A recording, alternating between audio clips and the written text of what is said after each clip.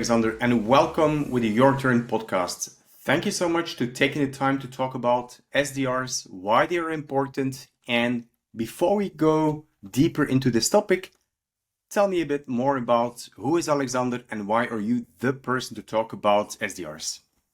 Okay. First of all, thanks, Cedric, for inviting me. I'm the person, by the way, to talk about hiring SDRs. Not everything that has to do with SDRs, but specifically on hiring and recruiting. I'm founder of Headlight, and Headlight is a recruitment partner for growing tech companies who want to set up or scale sales organizations in Belgium and abroad. So I've been working the past 6-7 years with tech founders who have been in all different kind of stages of growth, and have helped them successfully hire SDRs, but from going from SDRs to VP of sales. So I've kind of seen the last years the evolution of the role itself, and just the evolution of splitting the sales organization up according to the recurring revenue model, or according to mostly Salesforce. I think that came up with all of this. So I kind of seen the evolution of the SDR role as is. So yeah, that's what I Quite do. great. And there's some thunder here, probably hear it. And there is one question that is actually on the top of my head, and it's, can anyone become an SDR? And you're in the recruitment process. You see often like people posting, SDRs is a good way to start the role in sales. Yeah. But can anyone become an SDR? No, definitely not. That would make it a little bit oversimplified. There is a certain thing that there is no, in terms of kind of background, you can have a very differentiated background for becoming an SDR, but that doesn't mean that anyone can be an SDR, of course. It is a pure sales role. Sales is not for everyone. It's doing pretty repetitive tasks, for at least a very long time. And you have to constantly challenge yourself in that role, because you're doing the same thing all the time in terms of just daily tasks and activities. So you need to be able to start to see like the bigger picture on the role as well. Some people will not be able to see beyond that sort of daily activity. So lots of people will see it as, okay, but I'm mailing and I'm calling all the time. So that's not really what I like. So being an SDR is, of course, not something that would be something for you. It requires you to step out of your comfort zone a lot, which is also not for everyone. Yeah. And you're really in the front line of, as you said, you work with startups, you also work with scale-ups internationally in the meantime. So if you look at, on the one hand, there's a trend of hiring full cycle AEs. On the other hand, there is the need of SDRs. Can you maybe bring a bit, from your point of view, a bit of clarity? What would be a good place or a good good structure to say, okay, listen, here we work with full cycle AEs, and here we will work with SDRs? I think that it really depends on the your sales dynamics, and the ticket sizes are mostly something of a something that you might use into splitting up the roles, yes or no. I think the smaller the deal sizes, the more you can do with an SDR also going into closing mode, or trying to close deals that are that could be small in ticket sizes, where you can do the entire cycle. It also depends on how long the cycle will last. Sometimes it's just better to have that same Spock who opens the account and can close it as well, because that will because your cost of acquisition of a customer will that way go down. But when you're dealing with these big enterprise deals, and then it's kind of logically to split things up, because you have certain expertise and a certain maturity that's needed to close deals, and it's just not worth it to put these people also in a sort of lead generating mode, because they're repetitive tasks that you should schedule in your agenda, and you should not lose focus on. So that's why you're splitting this stuff up.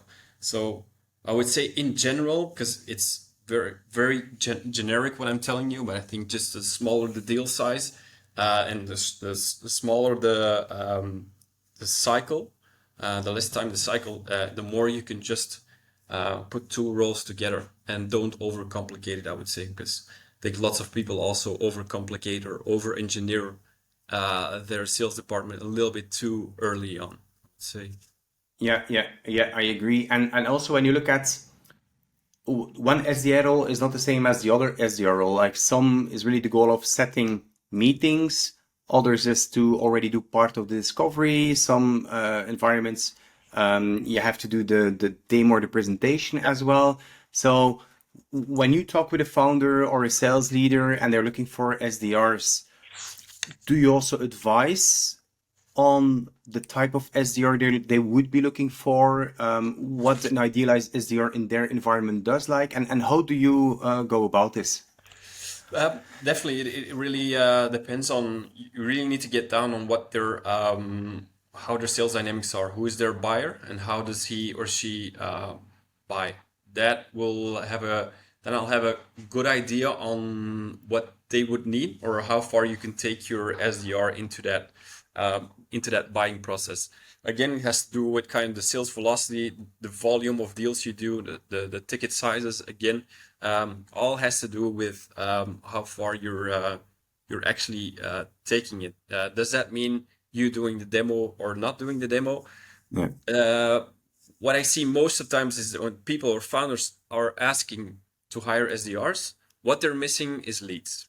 That's the main goal. That's the main thing that they're actually kind of missing.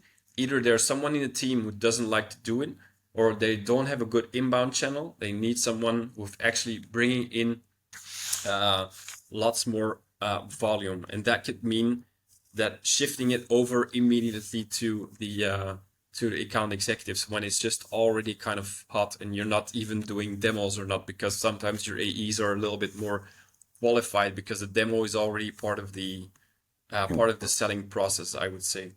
Again, there's not per se a right or wrong, but it really depends on how quickly can you let these SDRs do that kind of stuff. So always try to look from it from a recruitment perspective, because most sales leaders are just looking at from a distance, because you still want to hire people that are engaged and that are having getting energy from it. Letting an SDR only go this far, but he or she can do the demo, but is not allowed to. You're not really giving him a lot of energy, or not, you're not really getting them the feeling that they're really learning. So I would suggest, if you want to bring good SDRs and they're doing a great job, let them do a lot more as soon as possible in that sense, because then they have the feeling that they're kind of that they're learning as well. Yeah, exactly. And if you look at the trend of, instead of going wide, going deep into a certain segment, it actually requires that there is some analytical support as well somewhere. Do you see this evolving within the SDR role, or do you see this evolving in even other supporting roles?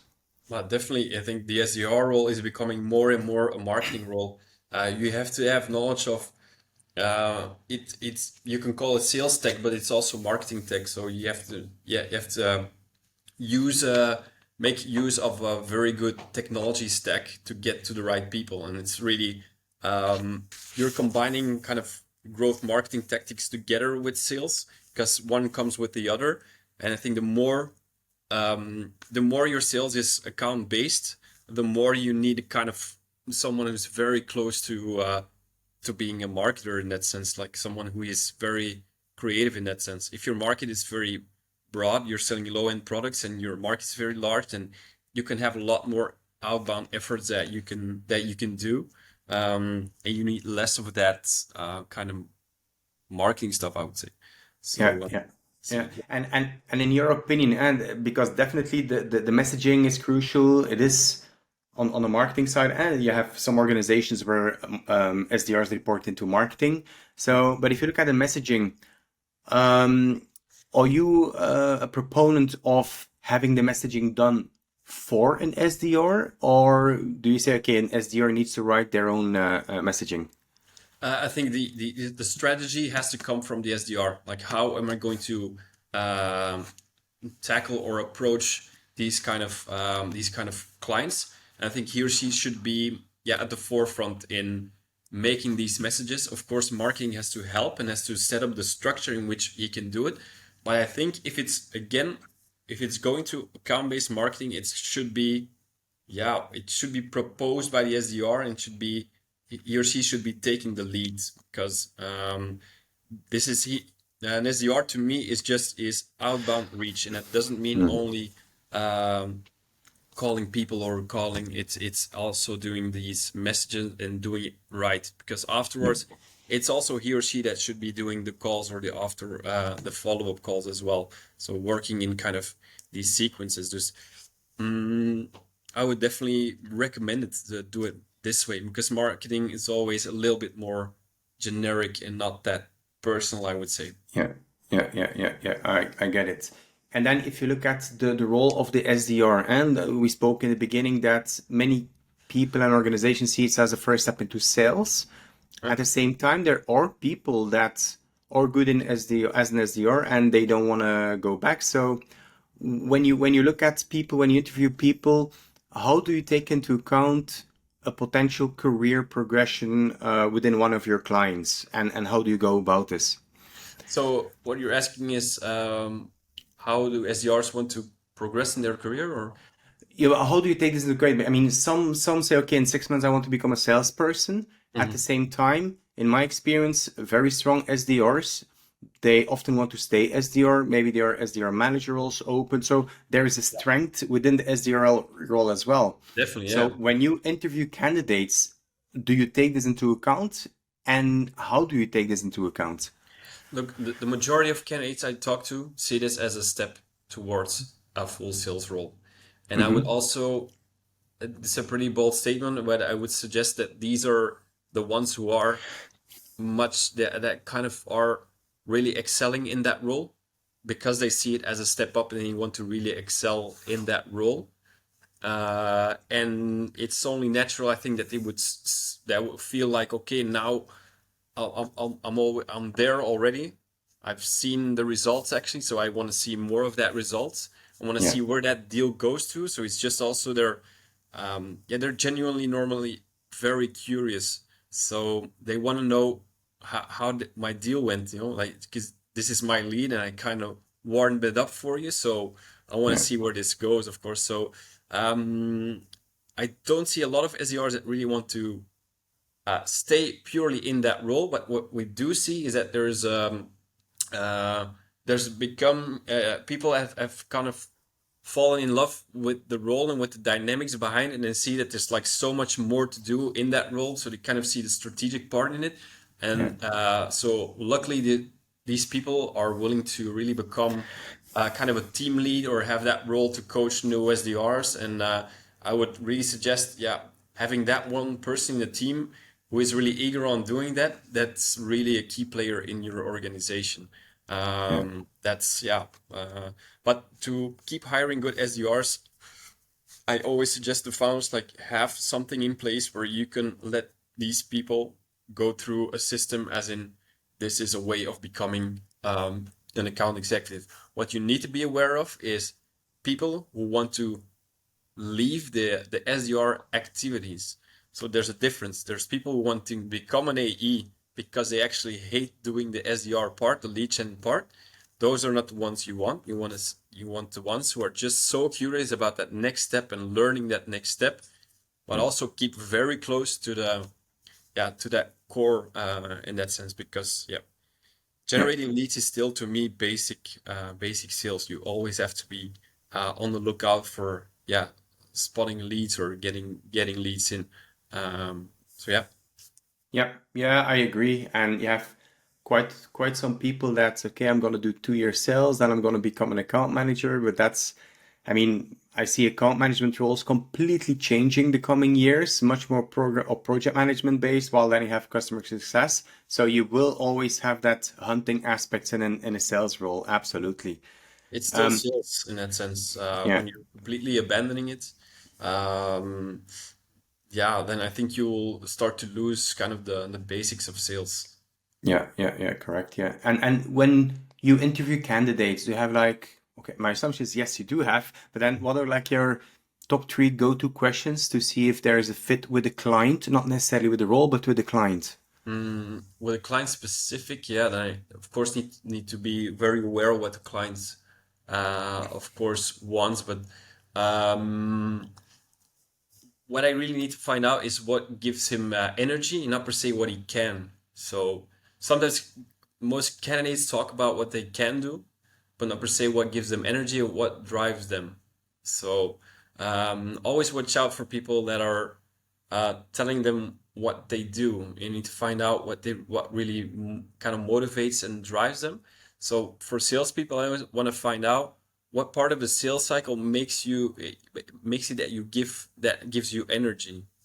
And if you kind of find out where that is, you kind of know if that would fit your client's typical kind of sales dynamics or not. Yeah, I really like it, and that's a good one because you get energy. It's a high energy role as well. So if you don't get energy, or if when you're afraid about the phone, when you say, Yeah, okay, I'm gonna send an email, a LinkedIn invitation, and then I'm gonna have a deal.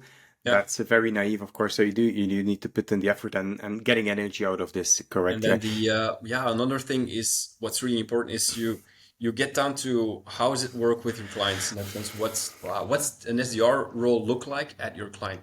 Because yeah, I made that mistake very early on a couple of years ago when you're just placing SDRs, you were assuming that the role was kind of the same in a different context. But of yeah, course it's not. When you're some people are 2 days on the phone and are 3 days emailing, for instance, to put it really black and white. And suddenly they're introduced for an SDR role. I think, yeah, I've been an SDR for 2 years, so I know the role. Okay, but your client maybe has another sales dynamic, or they haven't mhm, adapted a lot of growth marketing tactics or whatnot. They don't have that marketing support. So yeah, you're actually on the phone here 4 days out of 5. So that role is really completely different. yeah, So you need to really find out how that role looked like, what he's doing, and never assume that it's a typical SDR roles. yeah, Also, the amount of inbound versus outbound, or the amount of inbound leads, can give you a very good feeling on what they're kind of used to. If you're hmm, used to having slightly light to none good inbound leads, then you're not used to kind of being pampered on inbound leads. You're kind of used to the hustle. yeah, I call it the hustle. Um, yeah, that makes it completely different in that sense. You get a kind of a sense of where this candidate has been, in what context has he been working at that time, and then also just uh, how they yeah. feel about the coming 2 years, how they want to grow. That's what I want to find out as well. How long or what are they still willing to invest into? Into a new role. Say, for instance, they're going from an SDR role to another SDR role, and you really need to find out what would make it different from the situation you're in, and yeah, what's your um, uh, sense of reality on growing into an AE role. I Yeah, think yeah, that the better the sense of reality from the candidate, I think the smarter or the better of a candidate you have. Sometimes people that are not really, they're just contemplating, yeah, so many years. So many years as SDR equals now I'm gonna be an AE. You need yeah, people that need, like, okay, I need to have this kind of maturity to become an AE. yeah. So commercial mature, that doesn't mean years, that means enough cases, enough calls, enough volume, enough stuff you've seen, enough stuff you find out to grow. Yeah, yeah, I love it. Yeah, and then if you look on the company side, so often companies are looking for an SDR, and we just spoke about context. Yeah. And are there instances where you advise them and consult them and say, listen, this is the type of SDR you would be looking for in your organization, and maybe can you give a couple of examples of this? Yeah, sure. A recent example I had was this company was looking for an SDR, but they didn't have the framework there to really to hire on board and really put SDRs with not a lot of experience or no experience to work there. So also not someone who is really coaching them directly. So what they're saying to me is like, okay, we want an SDR with 2 years of experience. So you're not gonna hire those easily because there's really nothing in there for them in that sense. That's Yeah. a very hard sell. So what you need to find is someone who can go more of the cycle. First of all, you need to call him an AE, but you need to make sure that if you hire that AE, that he's been in an organization where there is an SDR framework and where you can take his best practices from. He can also kind of still do that role, but really also take it a step further. So they didn't need to hire an SDR in that sense. They need to hire SDRs after they hire that kind of profile. So also sometimes I just tell them that they shouldn't hire an SDR because that's not per se their problem. Sometimes they're only looking at the situation as is. If that is the case tomorrow that you're missing leads, I always ask them, okay, what if a good SDR can bring you 2 weeks down the line 5 to 10 interesting leads that might become something? Do you have something in place that can take that further? Yeah. And if they don't answer that question very well, then they need something else. So you need to start with something else. So that's Or really the kind of the structure. Yeah. situation I'm looking for. I need to find out if that context is something that they can work on. SDRs need coaching because of the nature of that role. It's a very hard role. It's always constantly going other level, going outside of your comfort zone.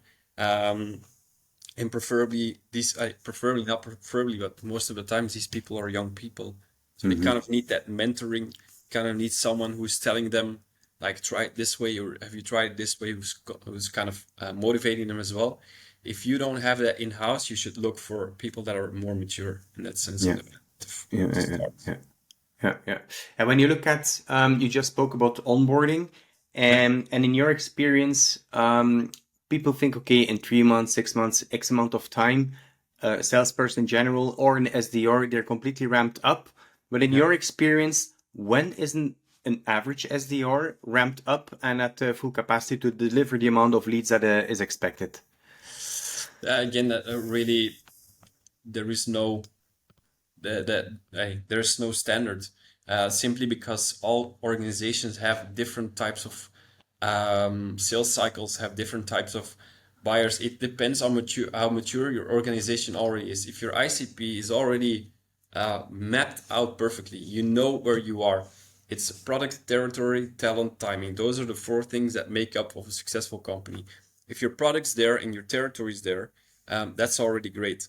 If you have that talent, but it's the right timing, then a lot of stuff can happen very quickly.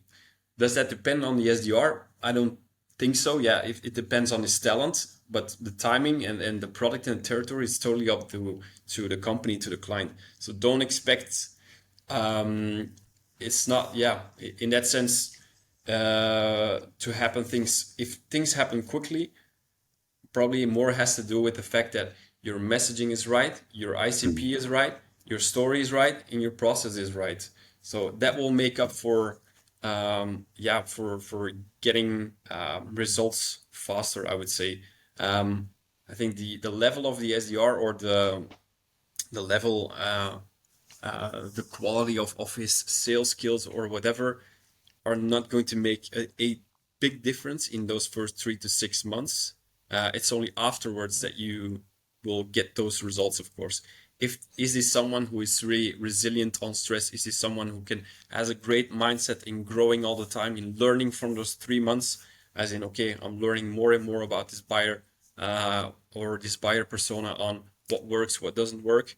That really depends on his coachability, I would say, in how he's ramped up.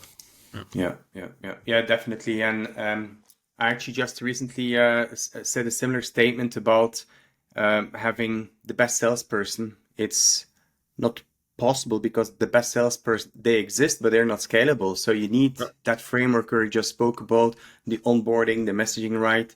So yeah, for an SDR, it is the same. At the same time, there are expectations. There are always expectations that people will be ramped up faster than the reality is, Yeah. right? So It's a and we combination of having already, like you do, like these playbooks should be there, the process should be there, and then yeah it's kind of up to the one-on-one coaching, as in, is he picking up very fast or not? It depends on yeah the one-on-one coaching. But as you said, if you are in desperate need of having the best sales profile to make sure you're actually selling, then you have a bigger problem, of course. yeah yeah. Yeah, exactly. Yeah, so we're actually coming to the end, as we want to keep this very short and actionable. You've given already a lot of tips. No worries. Um, and the last question, a challenging question, and before the recording started, you were talking about a new initiative that you're launching. Yeah. But my question, and then you can pitch a bit. So, do companies really need a headhunter or a company like yours to find an SDR, and why so? The thing is, actually recruiting SDRs is very hard. I would much rather give me tomorrow, find me a good CRO, and I will be Yeah. much more happy than to tell me, okay, I need 10 SDRs.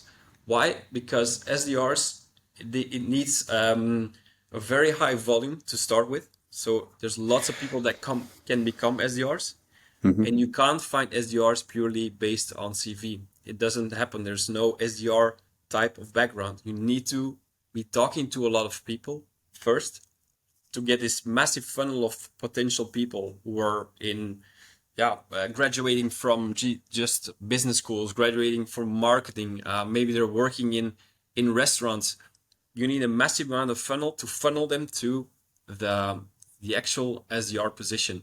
um, there will be lots of people maybe applying to the role. There will not be a lot of people who are actually holding on to the role. Yeah. So what we are able to do with our new company, our new project, is called Head Start.